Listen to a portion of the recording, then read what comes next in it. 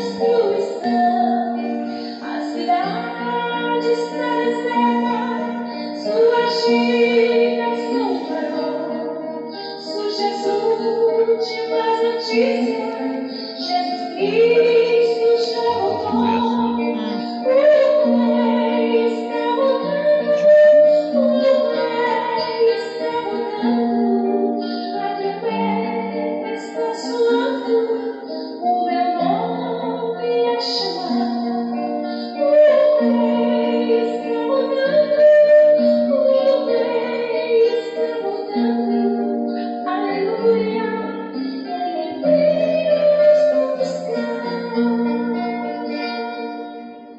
Enquanto se preparava para voltar para Nova Babilônia a fim de retomar seu trabalho, Hayford recebeu um telefonema de Leon Fortunato. Você tem alguma notícia da mulher do potentado? Mulher do potentado? Repetiu Hayford, tentando dar um tom de desagrado à voz. Você sabe de quem eu estou falando. Ela viajou no mesmo voo que você. Onde ela está? Pensei que não fosse responsável por ela. Steele, é melhor você não reter informações sobre alguém que Carpathia está procurando. Ah, ele quer saber onde ela está. Quer dizer, então, que ele não tem notícias dela? Você sabe que foi só por isso que eu liguei para você. Onde Carpathia acha que ela está? Não brinque comigo, Steele. Conte-me o que você sabe. Não sei exatamente onde ela está.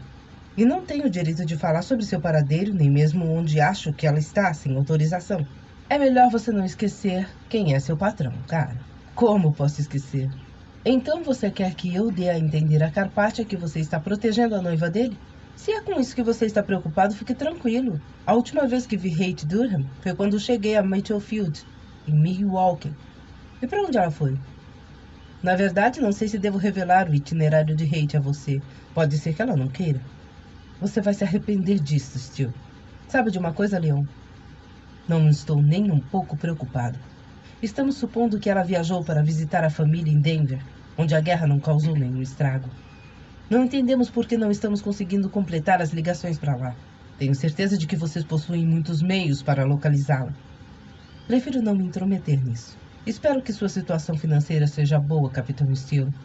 Hayford não disse nada. Não queria prolongar uma discussão com Leon Fortunato. A propósito, prosseguiu Fortunato, houve uma pequena mudança de planos e você vai buscar o Supremo Pontífice Matthews em Roma. Estou ouvindo. Carpathia irá com você. Ele quer acompanhar Matthews na viagem a Nova Babilônia. E o que é que eu tenho a ver com isso? Eu só quero ter a certeza que você não vai partir sem ele. Buck já havia recebido uma reprimenda de Steve Plank por telefone por ter permitido que seu documento de identidade e passaporte tivessem caído nas mãos erradas de alguém em Israel. Eles torturaram o tal de Soros o mais que puderam. E mesmo assim, ele continuou jurando que você foi apenas um passageiro de seu barco. Era um barco de madeira enorme, disse Buck. Bem, o barco não existe mais. Qual foi o objetivo para destruir o barco de um homem e torturá-lo? E isso é importante para nós? Não sei, Steve. Estamos conversando como jornalistas, como amigos. Ou estou recebendo uma alerta de um colega? Não sei, Steve. Buck, estou guardando seu segredo e espero que você também esteja cumprindo sua parte no acordo. Estou. Mas o que deixou você tão agitada esta manhã? Sua reportagem, é claro. Eu sabia que ela seria publicada, mas não esperava que fosse tão evidente. Você acha que conseguiu se esconder por trás de sua objetividade? Não acha que a reportagem o expõe como alguém que está sugerindo alguma coisa? Não sei. Espero que não. Pasta 18. Capítulo 18. Buck divertia-se com o fato de sua reportagem ser o assunto mais quente do dia. Foi comentada em todos os programas de entrevistas, noticiários e até mesmo em shows de variedades. Um programa humorístico produziu um desenho animado de um cordeirinho fazendo desordem, cujo título era, abre aspas, Nossa Visão da Ira do Cordeiro, fecha aspas. Olhando de relance a revista à sua frente, ocorreu-lhe, de repente, que quando sua situação fosse conhecida, quando tivesse de se afastar do cargo, quando provavelmente se tornasse um fugitivo, seria impossível editar uma revista com a mesma tiragem daquela tão conceituada no mundo inteiro. Ele poderia ter uma grande audiência na TV e na internet, mas duvidava que tivesse o mesmo prestígio. Buck consultou seu relógio. Estava quase na hora de dirigir-se à casa secreta e almoçar com Haight. Hayford e McCollum tiveram um intervalo de 1 hora entre a aterrissagem em Roma e a decolagem de volta para Nova Babilônia. Cruzaram com Peter Matthews e um de seus assessores que estavam subindo a bordo do avião. Hayford sentia-se aborrecido com a subserviência de Carpathia a Matthews. Ouviu o potentado dizer, abre aspas, quanta gentileza de sua parte por permitir que viéssemos até aqui para buscá-lo, Pontífice. Espero que possamos ter uma conversa significativa e útil para o bem da comunidade global. Fecha aspas. Antes de distanciar-se, Hayford ouviu Matthews dizer a Carpathia, abre aspas, se a conversa for útil para a fé mundial, não me importo se ela vai ser útil ou não para você. Fecha aspas. Hayford encontrou uma desculpa para despistar McCollum e voltou apressado para o avião e entrou na cabina de comando. Desculpou-se com Fortunato, dizendo que precisava, abre aspas, verificar algumas coisas, fecha aspas, e voltou a sentar-se em sua poltrona. A porta estava trancada. O botão, secreto, estava ligado e Hayford estava escutando. Desde a noite do arrebatamento, Buck nunca vira Haight Durham tão angustiada como naquele momento. Como a maioria dos homens, costumava vê-la apenas como uma mulher deslumbrante. Agora a palavra mais gentil para retratá-la era desleixada. Ela portava uma bolsa enorme cheia de lenços de papel e parecia ter usado todos. Loretta indicou-lhe a cadeira à cabeceira da mesa e quando o almoço foi servido, todos sentiram um certo desconforto, tentando evitar o assunto do momento. Buck pediu, Amanda, você oraria por nós? Haight cruzou os dedos sobre o queixo, como se fosse uma menina ajoelhada ao lado da cama. Amanda orou. Pai, em situações como esta, às vezes é difícil saber o que dizer. Às vezes nos sentimos infelizes. Às vezes estamos confusos. Às vezes não sabemos para onde ir. O mundo parece estar uma desordem total. No entanto, sabemos que podemos agradecer-te, pois és Deus. Somos gratos a ti, porque és um Deus bondoso, porque cuidas de nós e nos ama. Somos-te gratos, porque és soberano e porque o mundo está em tuas mãos. Somos-te gratos pelos amigos, principalmente por uma boa amiga como Haight. Coloca palavras em nossa boca para que possamos ajudá-la na decisão que deve tomar. E obrigada por este alimento que nos proporciona. Em nome de Jesus. Amém.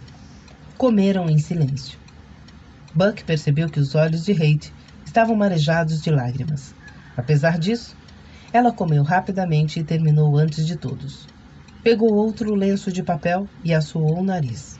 Bem, ela disse. Hayford insistiu que eu os visitasse no caminho de volta. Lamento muito não tê-lo encontrado aqui, mas acho que ele queria realmente que eu conversasse com vocês. Ou talvez quisesse que vocês conversassem comigo. As mulheres pareciam tão atônitas quanto Buck. Então, era isso? Eram eles que estavam com a palavra? O que deveriam fazer? Seria difícil ajudar aquela mulher se ela não abrisse o coração. Loretta foi a primeira a falar. Haight, o que a está atormentando mais neste momento? Essas palavras ou o modo como Loretta as proferiu fizeram Haight romper os prantos. A verdade é que quero fazer um aborto, ela disse. Minha família está me apoiando. Não sei o que Nikolai vai dizer, mas se o nosso relacionamento não mudar quando eu voltar para lá, com certeza vou decidir pelo aborto. Penso que estou aqui porque sei que vocês vão tentar me fazer desistir da ideia e acho que preciso ouvir os prós e contras. Hayford já se manifestou contra o aborto. Não preciso ouvir isso novamente. E o que você precisa ouvir? Perguntou Buck, adotando uma postura machista e insensível.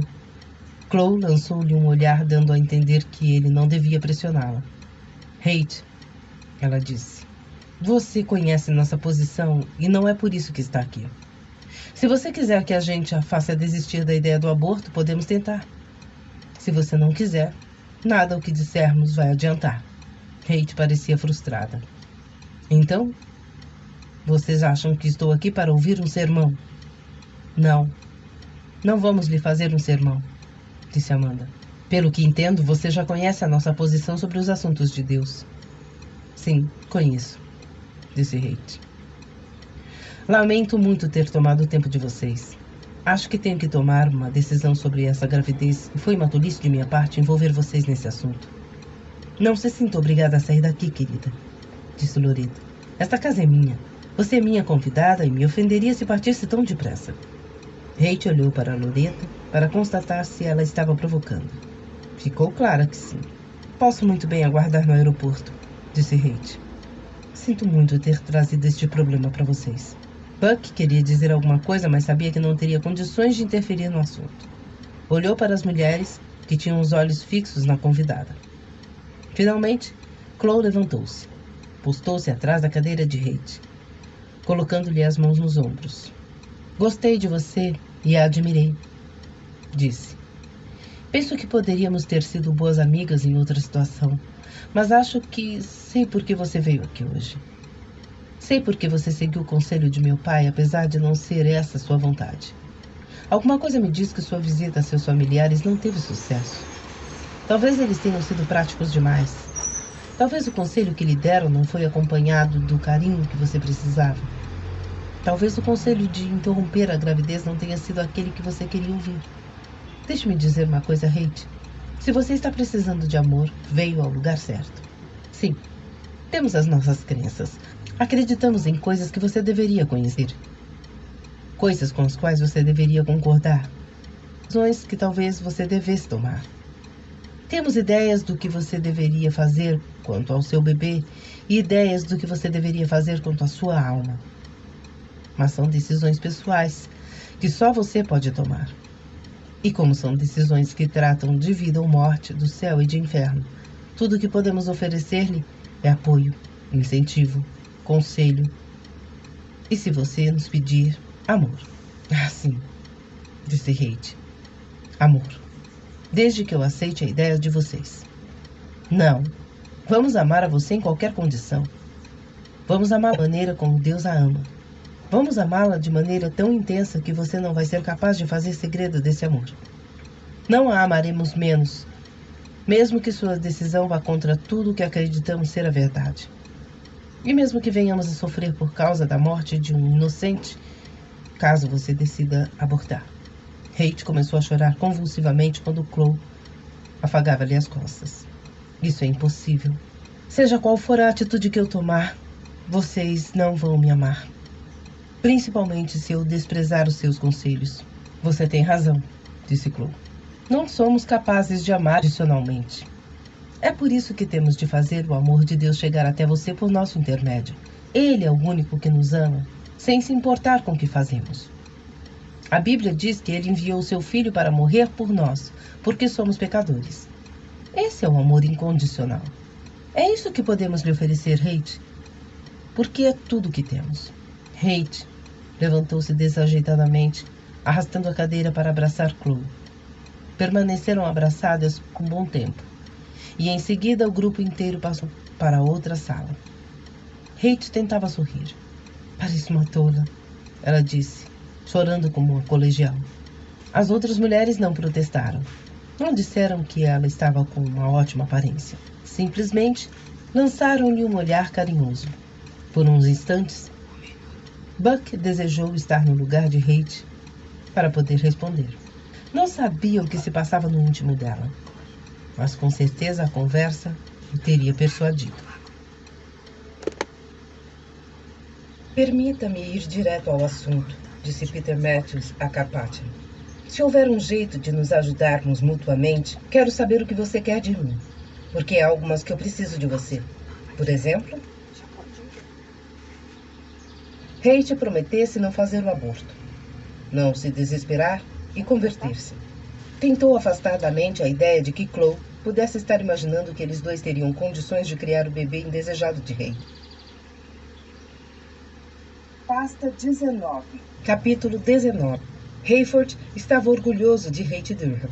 Pelo que ele conseguira captar na Nova Babilônia, ela ludibriava novamente Nikolai Karpatia e seu capanga, Leon Fortunato. Aparentemente, Haight teria voado de Milwaukee, Boston, mas em vez de pegar o voo de conexão a Bagdá, fez uma parada em algum lugar. Evidentemente, Hayford não tinha mais condições de ouvir a conversa durante as reuniões com Peter Matthews, que continuaram na sede dos escritórios da Nova Babilônia. Ele só sabia que o pessoal de lá, especialmente Nikolai e Leon, estava muito aborrecido por Haight ter escapado outra vez de seu controle. Embora Nikolai tivesse demonstrado indiferença em relação a Haight, a ausência de notícias sobre seu paradeiro poderia criar uma situação realmente embaraçosa para ele. Quando finalmente ficou sabendo que ela havia alterado o itinerário, Karpatia convocou Hayford para uma conversa particular. A nova equipe de secretárias estava a postos e trabalhando quando Hayford entrou na suíte 216 e recebeu autorização para conversar com o potentado. É muito bom vê-lo novamente, Capitão Steele. Não tenho tido a oportunidade de agradecer seus serviços como costumava fazer no tempo em que não havia tanta agitação por aqui. Permita-me ir direto ao assunto. Sei que a senhorita Durham já trabalhou para você. Na verdade, você chegou até nós por recomendação dela. Sei também que às vezes ela lhe fez confidências. Portanto, você não vai se surpreender se eu lhe contar que não estamos vivendo num mar de rosas, como costumavam dizer por aí. Vou usar de franqueza. Acredito que a senhorita Durham sempre superestimou a importância de nosso relacionamento pessoal. Hayford lembrou-se do dia em que Nikolai demonstrara orgulho ao anunciar que Haight estava grávida e usando o anel que ele lhe dera. Porém, Hayford sabia muito bem que seria melhor não tentar pegar o mais mentiroso dos mentirosos em uma mentira. Karpatia prosseguiu. A senhorita Durham devia ter entendido que na posição que ocupo não há espaço para uma situação particular que envolva um compromisso relacionado a casamento e família. Ela parecia estar satisfeita com a ideia de ter um filho meu. Portanto, não desencorajei essa ideia nem incentivei uma outra opção. Se ela decidir levar a gravidez até o fim, é claro que eu assumirei a responsabilidade que a lei determina. No entanto, não é justo que ela espere que eu dedique meu tempo a essa criança como faria um pai normal. Aconselhei-a a interromper a gravidez. Porém, como nosso relacionamento chegou a este ponto por responsabilidade dela, vou deixar a decisão a cargo dela. Hayford não conseguia esconder sua perplexidade. Por que Karpatia estava lhe contando isso? Qual a incumbência que recairia sobre ele? Hayford não demorou muito para saber. Tenho necessidades como um homem qualquer, Capitão Steele. Você entende? Eu nunca me dedicaria inteiramente a uma só mulher, e com certeza não me dedicaria à senhorita Durham. A verdade é que existe uma outra pessoa com quem tenho um relacionamento. Portanto, você pode entender meu dilema. Não tenho certeza se posso, senhor, disse Hayford. Bem, já substituí a senhorita Durham como minha assistente pessoal. Penso que ela está amargurada por isso e por ter deduzido que o nosso relacionamento se deteriorou. Eu não vejo por esse ângulo. Vejo nós dois progredindo. Mas, conforme estou dizendo, ela deu mais importância ao nosso relacionamento do que eu. Portanto, deve estar mais aborrecida e desapontada com o desfecho. Eu preciso perguntar-lhe sobre o anel que o senhor deu a ela, disse Hayford. Isso não é problema.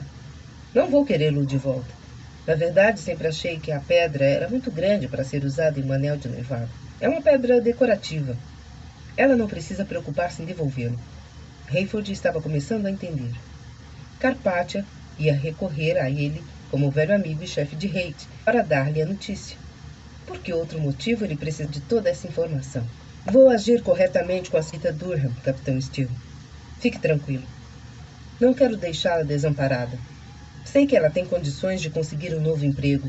Talvez não em função burocrática, mas com certeza no ramo da aviação, que foi devastada pela guerra, conforme o senhor sabe, disse Hayford. Sim, mas com a experiência que ela tem e talvez um pouco de pressão de minha parte, o senhor está querendo dizer uma espécie de indenização, remuneração temporária ou acordo? O semblante de Karpatia iluminou-se. Sim. Se isso facilitar a vida dela, ficarei contente em poder ajudá-la. Eu devia imaginar que você ficaria, pensou Hayford. Capitão Steele, tenho uma incumbência para você. Eu estava imaginando isso. Claro que sim. Você é um homem inteligente. Soubemos que a senhorita Durham está retornando e deve chegar a Bagdá na segunda-feira em um voo procedente de Boston. Finalmente, Hayford percebeu o motivo da demora de Hate para retornar. Talvez ela soubesse quais eram os planos de Amanda. Talvez Amanda tivesse programado encontrar-se com ela em algum lugar e acompanhá-la na viagem de volta. Amanda seria um motivo oculto, claro, manter Hate afastada de uma clínica de abortos. Talvez desejasse continuar a demonstrar amor por ela. Hayford decidiu não dizer a Carpathia que iria de qualquer maneira ao aeroporto de Bagdá na segunda-feira para buscar sua esposa. Assumindo que você estará livre de qualquer compromisso, Capitão Steele, e eu vou garantir que estará, gostaria que fosse buscar a senhorita Durham. Como seu velho amigo, você é a pessoa certa para dar-lhe a notícia. Os pertences dela foram deixados em um dos apartamentos do prédio em que você mora. Ela poderá ficar lá durante um mês, antes de decidir para onde vai se mudar. Hayford interrompeu. Desculpe-me, mas o senhor está me pedindo para fazer algo que o senhor devia fazer. Não me entenda mal, capitão. Não estou com medo desse encontro. Seria muito desagradável para mim, mas reconheço minha responsabilidade. O problema é que estou com uma agenda tomada de reuniões importantes. Acabamos de estabelecer muitas normas e circulares legislativas por causa da recente rebelião e simplesmente não posso me afastar do escritório. Hayford pensou que o encontro de Carpathia com Hate Durham levaria menos tempo do que a conversa com ele naquele momento. Mas de que adiantaria discutir com um homem como aquele? Alguma pergunta, Capitão Steele? Não. Está tudo muito claro para mim. Você fará isso, então? Acho que não tenho escolha. Carpathia sorriu. Você tem senso de humor, Capitão Steele. Eu não diria que seu emprego depende disso, mas gosto de saber que você foi um militar bem treinado para entender que quando uma ordem é dada, é para ser cumprida. Quero que você saiba que gosto disso. Hayford o encarou. Resolveu não responder com o obrigatório, abre aspas, as ordens, fecha aspas. Assentiu com a cabeça e levantou-se. Capitão Steele, peço que permaneça sentado por mais alguns momentos. Hayford voltou a sentar-se. E agora? Será o início do fim? Eu gosto de saber sobre seu relacionamento com Cameron Williams. Hayford não disse nada. Carpathia prosseguiu. Também conhecido como Buck Williams. Ele foi articulista sênior do Semanário Global, hoje o Semanário Comunidade Global, onde trabalha como meu editor. Ele é meu genro, disse Hayford. E você imagina por que ele não contou essa notícia agradável para mim? Acho que o senhor deve fazer essa pergunta a ele. Bem, talvez eu deva perguntar a você. Por que você não contou a novidade? Trata-se de um assunto de família, disse Hayford, tentando manter a calma. De qualquer forma, uma vez que ele é um empregado seu de alto nível, pensei que em breve o senhor tomaria conhecimento do assunto. Ele professa a mesma religião que você? Prefiro não falar por Buck. Entendo essa resposta como um sim. Hayford olhou firme para ele. Carpathia prosseguiu. Não estou dizendo que isso seja necessariamente um problema. Você compreende? Compreendo muito bem, pensou Hayford. Perguntei apenas por curiosidade. Prosseguiu Carpathia, sorrindo para Hayford, que viu imediatamente naquele sorriso o que o anticristo queria fazer. Ficarei aguardando um relatório sobre sua reunião com a senhorita Durham e tenho plena certeza de que você será bem-sucedido. Buck estava no escritório de Chicago, no semanário da Comunidade Global, quando recebeu uma ligação de Amanda em seu telefone particular. Recebi um telefonema muito estranho de Hayford, ela disse. Ele me perguntou se eu tinha combinado com Hate viajar com ela de Boston a Bagdá. Respondi que não. Pensei que ela já havia chegado lá. Ele imaginou que ela tivesse programado seu itinerário e que chegaríamos mais ou menos no mesmo horário. Perguntei a Hayford o que estava acontecendo, mas ele parecia estar com pressa e sem condições de prolongar a conversa. Você sabe o que está vendo? Tudo isso é novidade para mim, Amanda. O seu avião também parou em Boston para reabastecer? Sim. Você sabe que Nova York está completamente destruída, e Washington também. Não sei se esses aviões têm condições de fazer um voo direto de Milwaukee até Bagdá. O que teria feito Hate demorar tanto para chegar lá? Não faço ideia. Se eu soubesse que ela ia retardar seu retorno, teria oferecido para viajarmos juntas. Precisamos manter contato com aquela moça. Buck concordou. Chloe já está com saudade de você, ele disse. Ela e Tission estão lendo muito em alguns novos estudos do Novo Testamento. Apesar de estarem separados por uma distância de 500 metros, parece que trabalham na mesma sala. Sei que ela está gostando disso. Eu gostaria de convencer Hayford a me deixar retornar. Nós nos veríamos com menos frequência, mas eu também muito pouco em Nova Babilônia. Não se esqueça que, em qualquer que você esteja, poderá estar naquela... Parece que trabalham na mesma sala. Sei que ela está gostando disso. Eu gostaria de convencer Hayford a me deixar retornar. Nós nos veríamos com menos frequência, mas eu também muito pouco em Nova Babilônia. Não se esqueça que, em qualquer que você esteja, poderá estar naquela, abre aspas, mesma sala, fecha aspas, com Chloe. Ah, sim, ela disse. Só que estamos 9 horas atrás de você. Já havia chegado a hora de Hayford seguir cuidado. Ele estava confuso. Por que permanecer incomunicável em Denver por tanto tempo e por que confundira Fortunato? Buck não subira ao vidro de avistar dos animais e agora estava envolvido pelos mundos provocados por colisões de carros. Os caminhos mudavam. Os postes, telefones públicos e casas desabavam. Buck não acelerar muito. A velocidade o mataria. Ele precisava enxergar o que encontraria pela e descobrir um meio de prosseguir. O Ranger dava solavancos e derrapava. Chegou ao círculo. As pessoas que tinham sobrevivido até aqui estavam dirigindo freneticamente. Os batiam uns nos outros. Quanto tempo isso durou? Buck estava desorientado. Parou a bússola no painel e tentou seguir para o outro. Parecia que a rua estava ondulada por igual. O Ranger subia e descia como se estivesse em uma montanha russa, mas o grande trem tinha apenas cruzado. Aquilo que, a princípio, parecia estradas ou ondulações sobre as o Range Rover passar, transformou-se rapidamente em um redemoinho de lama e asfalto que engolia os carros. O horror não era uma parte eficiente para descê-la. Hayford não conseguia falar com Patia nem com Mac. Eles estavam seguindo para o aeroporto de Bagdá. Hayford não conseguia desviar os olhos da devastação. Incêndios irromperam por toda parte. O fogo minava as colisões de carros, os edifícios vados, a terra se remexendo e rolando fosse um mar bravio. Seu olhar captou alguma coisa semelhante a uma gigante bola de fogo provocada por gasolina. Dependurada no céu, e tão próxima que parecia poder ser tocada, estava a lua vermelha como sangue. Buck não estava pensando em si mesmo. Estava pensando em Chloe. Estava pensando em Loretta. Estava pensando em Sion. Será que Deus os fizera passar por tudo aquilo só para deixá-los perecer no grande terremoto, o sexto julgamento selado? Se todos eles fossem para o céu, tanto melhor. Seria muito pedir que seus entes queridos não sofressem. Se eles tivessem de partir, abre aspas, Senhor, leva-os rapidamente. Fecha aspas. Orou. O terremoto prosseguia com seus estrondos, como se fosse um monstro devorando tudo o que havia pela frente. Buck encolheu-se horrorizado quando os faróis do Range Rover iluminaram uma casa enorme, desaparecendo completamente dentro da terra. A que distância ele estaria da casa de Loretta e de Chloe? Seria melhor tentar buscar Loretta e Tion na igreja? Em breve, Buck não avistou mais nenhum veículo, nenhuma iluminação de rua, nenhum semáforo, nenhuma placa de trânsito. As casas estavam se esfarelando. Acima da estrada, ele ouviu gritos, avistou pessoas correndo, tropeçando, caindo, rolando.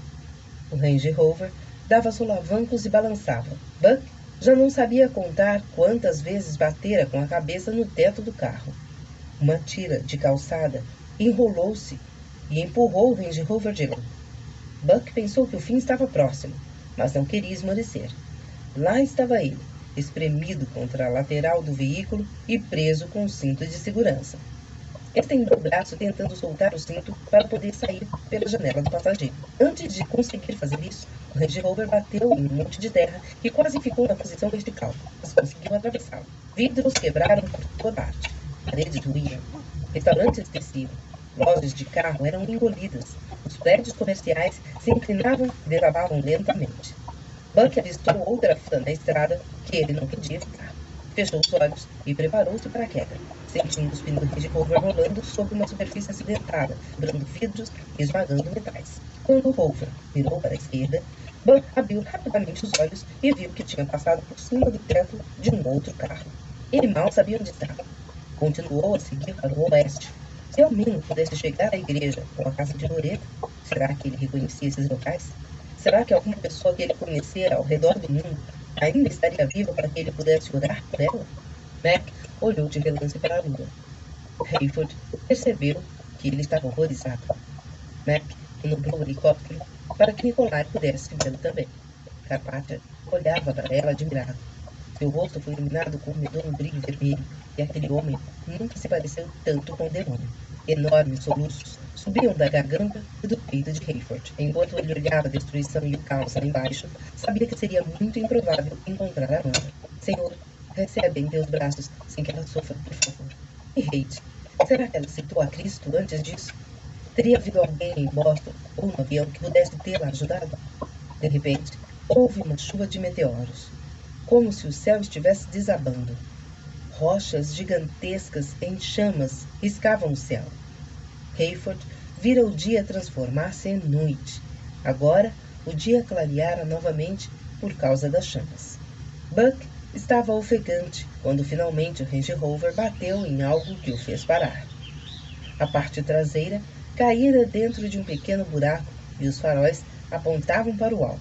Segurando o volante com as duas mãos, Buck ficou reclinado no carro, olhando para cima. De repente, o céu se abriu. Monstruosas nuvens negras e roxas rolavam umas sobre as outras, parecendo recobrir a própria escuridão da noite. Houve uma chuva de meteoros que esmagavam tudo o que não tinha sido engolido pela terra. Um deles caiu perto da porta de Buck e era tão quente que derreteu o para-brisa.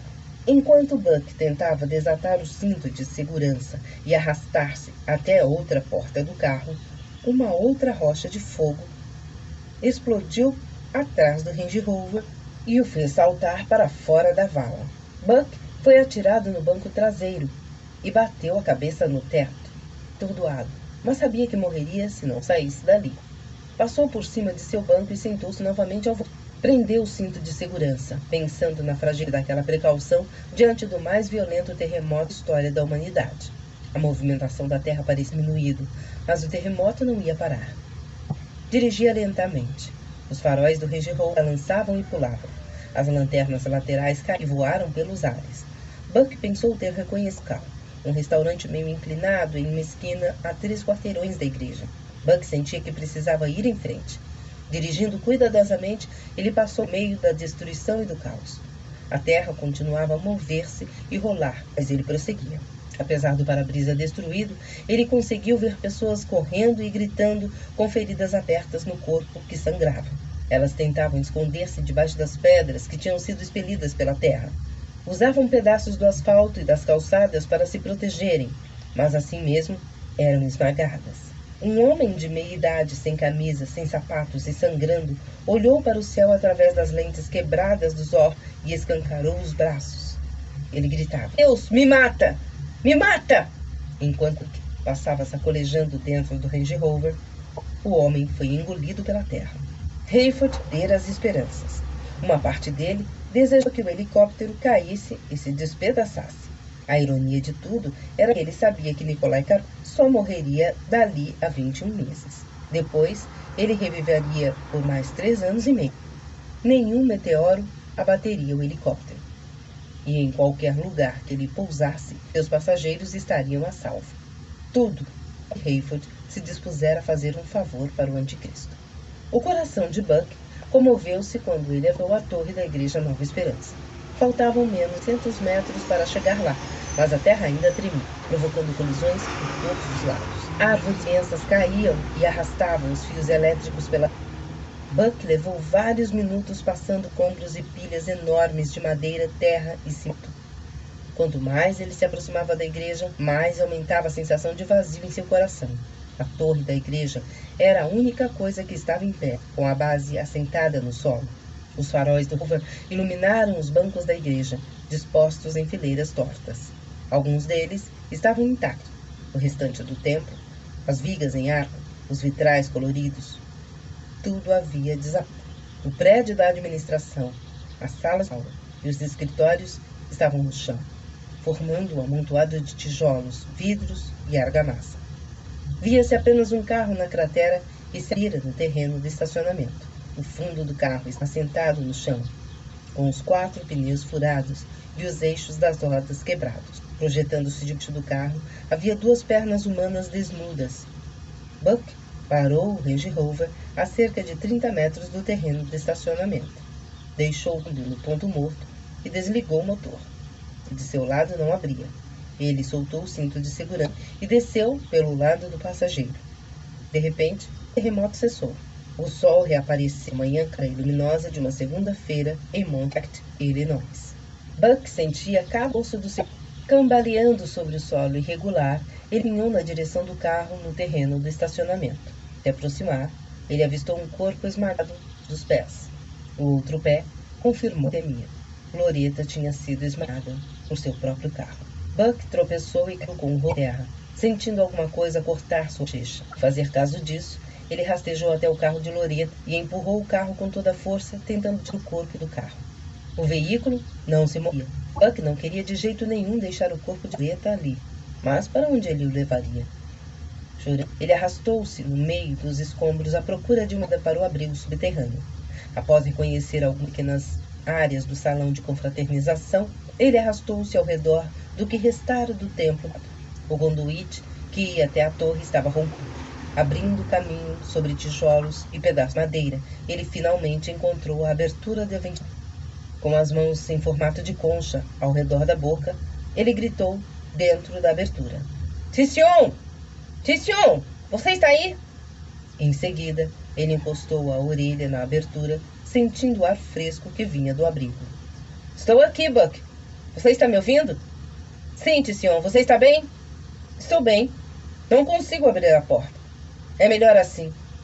"Você não vai querer ver o que aconteceu aqui, Tission," gritou Buck com a voz cada vez mais fraca. "Como está Loretta?"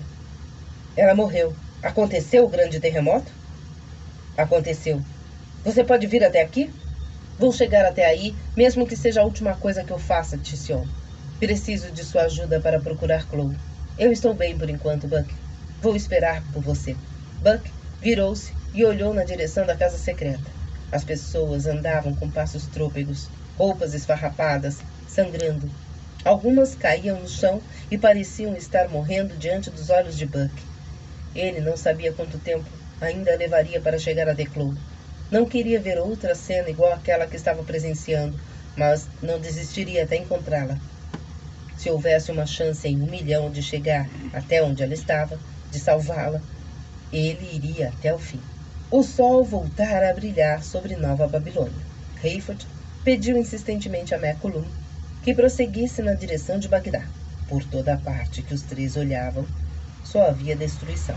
Crateras produzidas por meteoros, incêndios, edifícios desabados, estradas devastadas. Ao avistar o aeroporto de Bagdá, Hayford baixou a cabeça e chorou. Os jumbos estavam contorcidos, alguns com partes projetando-se das enormes cavidades do solo. O terminal desabara, mas não existia mais. Havia corpos espalhados por toda a parte. Hayford fez um sinal para que Mac voasse mais baixo. Assim que examinou a área, Hayford entendeu tudo. Agora, ele só podia orar para que Amanda ou Haight estivessem voando quando ocorreu o terremoto. Quando as hélices pararam de girar, Carpathia virou-se para eles. "Algum de vocês tem um telefone que esteja funcionando?" Hayford estava tão revoltado que passou por Carpathia e abriu a porta com força. Contornou rapidamente a poltrona de Carpathia e pulou no solo. Em seguida, ele colocou o braço dentro do helicóptero, soltou o cinto de segurança de Carpathia, agarrou-o pelas lapelas, gritou para que ele saísse dali. Carpathia caiu no chão e levantou-se rapidamente, como se estivesse pronto para lutar. Hayford empurrou contra o helicóptero. "Capitão Steele, você está aborrecido?" "Nikolai", disse Hayford com os dentes cerrados, "você pode explicar o que aconteceu da maneira que quiser. Mas antes, deixe-me lhe dizer uma coisa. Você acabou de presenciar a ira do Cordeiro." Katia deu de ombros. Hayford empurrou-o pela última vez contra o helicóptero e afastou-se dali cambaleando. Virou o rosto em direção ao terminal do aeroporto, a uma distância pouco menos de meio quilômetro. Orou para que essa fosse a última vez que ele teria que procurar o corpo de uma pessoa querida no meio dos entulhos. Pasta 20. Epílogo. Abre aspas. Quando o cordeiro abriu o sétimo selo, o silêncio no céu cerca de meia hora. Então, os 7 anjos se acham em pé diante de Deus, e lhes foram 7 trombetas. Veio outro e ficou em pé junto ao altar com um incensário de ouro, e foi-lhe dado muito incenso para oferecê-lo com as orações de todos os santos sobre o altar de ouro diante do trono. E da mão do anjo subiu à presença de Deus a fumaça com as orações dos santos.